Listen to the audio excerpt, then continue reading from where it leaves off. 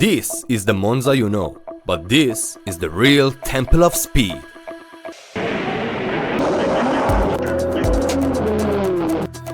It's 1922 and it took only 110 days to build this monstrosity of a track, with bankings going up to 39 degrees, made out of concrete, eating up your tires, bouncing you up and down, destroying your suspension. A Frankenstein track built for nothing but pure speed. But how the fastest track on the planet hosted F1 only 4 times, even after the rebuild in 1955.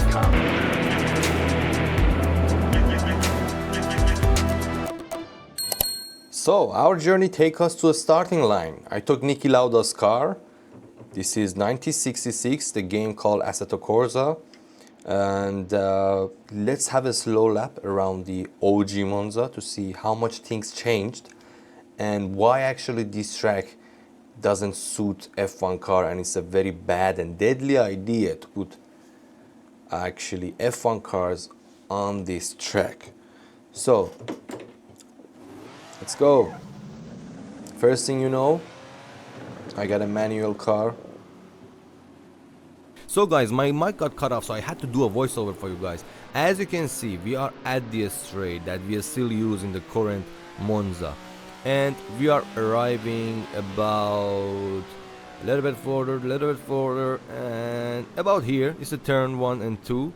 And right now, the exact place that my car is standing right there, this is the braking runoff area at the T1.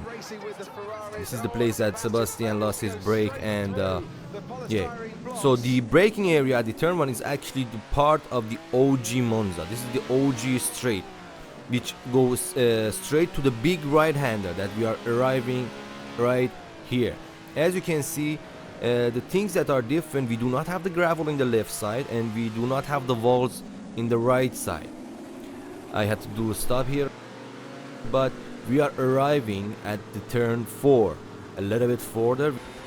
We do have the bridge, the place that Sebastian Vettel lost his place to Daniel Ricciardo with a beautiful dive bomb that Danny did in 2014, and last year also another Australian did the same thing. He goes around the outside, Oscar Piastri, around the outside of Lando Norris. Yeah, of course, yeah. So we passed T4 and 5 and we are arriving at turn 6 right there. As you can see, still we do not have the gravel on the left side and we do not have the walls on the right side. And getting slowly close to the turn 7, and as you can see, there is a stand. Back then it was a stand there in the left side. I don't think we do have it in the current area. No. As you can see, there is not much safety there back then. Just bunch of trees ready for you to crash into. We are arriving at the church and the second DRS zone at the Monza. It's a beautiful church down there.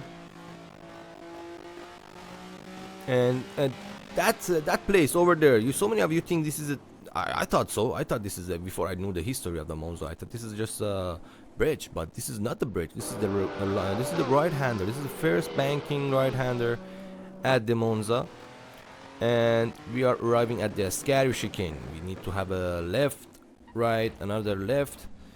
We do not have it here. So the car right there in the current area is the gravel right there, back there. I love how they put this old advertising around the track. It's really giving the old vibe and bringing it back to life. And we're getting to last corner. As you can see, it's still not much change. The track is overall a little bit wider. Currently is way wider, especially in the last corner. It goes way up to the trees down there to the left side. And we also do not have the gravel here. So this is the fun part. This is the actual fun part. We are arriving at the banking. So when you do the first lap that you do until just right there, actually things are very normal. But when you come here, you are arriving at the banking, the 39 degrees made of concrete, tire eater, suspension crasher, and I'm not gonna say much about it. Just listen the master describing it. On the Monza banking. A banking?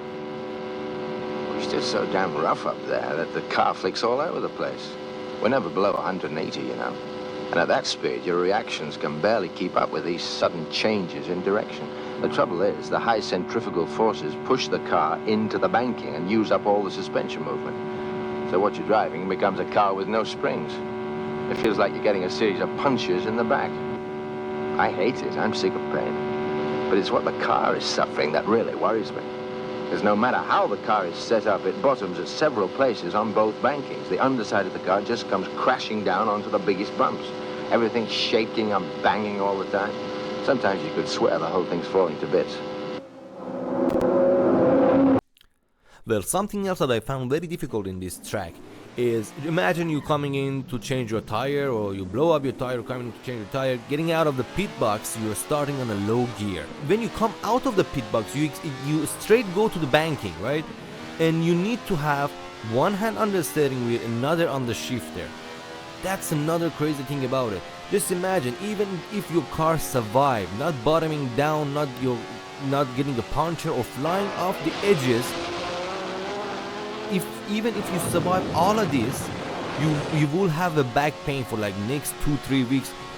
So even though they made the fastest track on the planet, this wasn't suited for F1 cars. As much as the time goes forward, the suspension of F1 cars getting harder and harder. Back then the suspension were way softer, as you can see there.